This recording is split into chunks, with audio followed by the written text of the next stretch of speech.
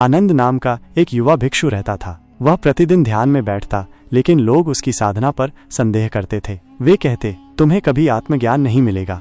इन बातों से आनंद के मन में संदेह उत्पन्न होने लगा। क्या वे सही कह रहे थे? क्या उसका परिश्रम व्यर्थ था? एक दिन निराश होकर वो बुद्ध के पास पहुंचा और बोला, भंते, क्या मैं कभी ज्ञान प्राप्त कर पाऊंगा? बुद्ध मुस्कुराए और पास रखे एक दीपक की ओर इशारा किया। यदि ये दीपक तेज हवा में बुझ जाए तो क्या इसका प्रकाश व्यर्थ था?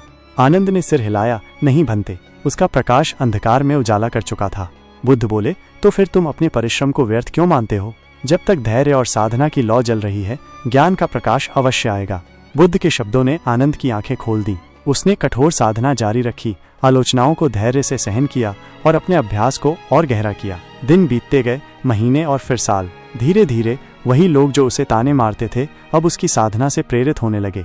फिर एक दिन ध्यान की गहराई में आनंद को आत्मबोध की अनुभूति हुई। उसकी चेतना के द्वार खुल गए और वो एक नए प्रकाश से भर गया। जब उसने आंखें खोलीं तो वो वही आनंद नहीं था, वो अब एक ज्ञानी था। बुद्ध के वचन सत्य सिद्ध हुए।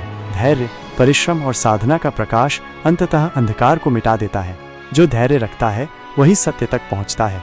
इसलिए हमेशा कोशिश करते रहना चाहिए।